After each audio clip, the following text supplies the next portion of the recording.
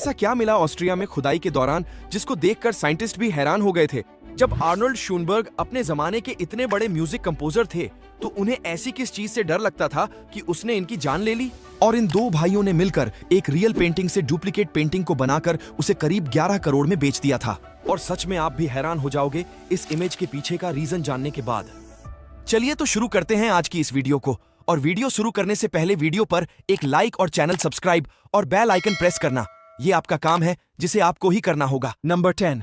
साल 2015 में ऑस्ट्रिया में खुदाई के दौरान वैज्ञानिकों को एक सेलफोन जैसी चीज मिली थी, जो कि किसी टाइम पर यह सेलफोन चमड़े से बनाया गया था। और जब इस सेलफोन की कार्बन डेटिंग से जांच की तो पता चला कि यह सेलफोन करीब 1300 साल पुराना था। लेकिन हैरानी की बात तो यह है कि सेलफोन का आविष्कार तो 80s के टाइम पर हुआ था, तो फिर यह सेलफोन 1300 साल पुराना कैसे हुआ। नंबर 9। ये है आर्नोल्ड शोनबर्ग, जो अपने जमाने के काफी फेमस म्यूजिक कंपोजर थे। लेकिन इन्हें एक ऐसी चीज से डर लगता था जिसके बारे में जानकर आपको यकीन नहीं होगा। असल में इन्हें टिस्काइडी का फोबिया था, जिसमें इंसान को नंबर से डर लगता है, और इन्हें 13 नंबर से डर लगता था। और हैरानी की बात तो ये है कि इनकी डेथ 76 ईयर की एज में हुई थी। अगर आप 7 + 6 करोगे तो फिर से नंबर 13 निकल कर आता है। मतलब कि जिस चीज से इन्हें अपनी पूरी लाइफ डर लगा और वहीं इन्हें ले डूबा। नंबर 8। खुद के ही मुंह को पिंजरे में कैद करने वाले इस इंसान का नाम इब्राहिम यूसेल है। इब्राहिम यूसेल तुर्की का रहने वाला है, जो सिगरेट की लत से काफी परेशान था। इब्राहिम को मात्र 16 साल की उम्र में लगी सिगरेट की लत इतनी बढ़ गई कि वो एक दिन में 2-2 सिगरेट के पैकेट खत्म कर देता था। और इससे परेशान होकर उसकी वाइफ ने इसके मुंह को एक पिंजरे में कैद कर दिया। और इस पिंजरे की चाबी भी इब्राहिम की वाइफ के पास रहती है, जो सिर्फ खाना खाने और पानी पीने के लिए ही इस पिंजरे को खोलती है। नंबर 7। दिखने में ये फोटो किसी हॉरर मूवी की लग रही है, लेकिन रियल में ये इमेज किसी हॉरर मूवी की नहीं है, बल्कि हिरोशिमा न्यूक्लियर अटैक की है। लोगों का कहना था कि जब हिरोशिमा न्यूक्लियर अटैक हुआ था तब उसकी लाइट इतनी ब्राइट थी कि उन्होंने आंखों को हाथ से ढका तो वे अपने हाथ का एक्सरे भी देख सकते थे, और कई लोग अंधे भी हो गए थे। नंबर 6।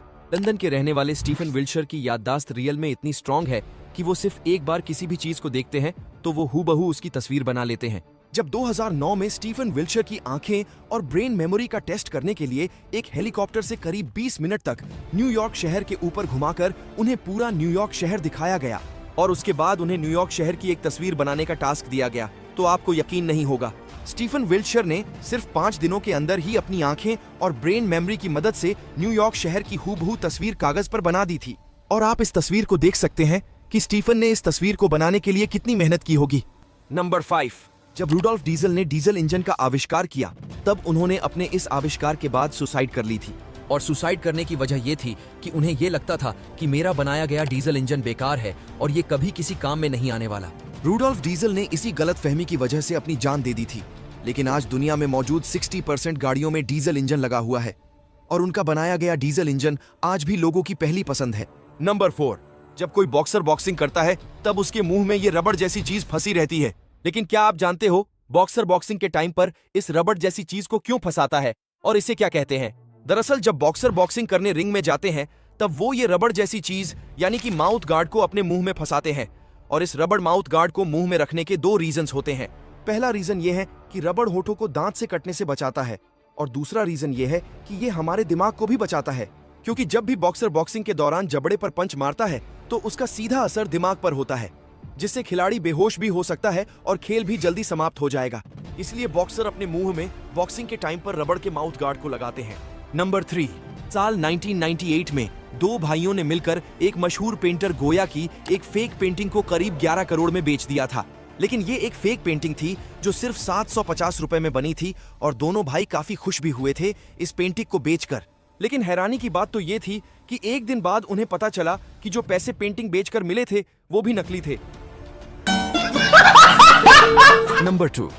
भी अपने दोस्तों के मुंह पर ऐसे केक जरूर मारते होंगे, लेकिन ऐसा करना आपके फ्रेंड्स के लिए बहुत खतरनाक साबित हो सकता है, क्योंकि ऐसा ही हुआ था एक लड़की के साथ। जब उसके बर्थडे पार्टी में हैप्पी बर्थडे गाने के बाद जैसे ही कैंडल ब्लू किए गए तो उसके फ्रेंड ने जोर से केक को उसके मुंह पे मार दिया था।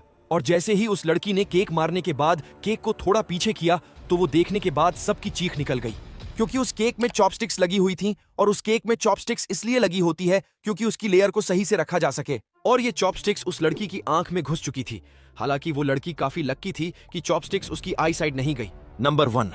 को ये जानकर बहुत ही हैरानी होगी कि ब्रिटिश पर 70 साल से भी ज्यादा राज करने वाली रानी एक टाइम पर मैकेनिक की जॉब करती थी।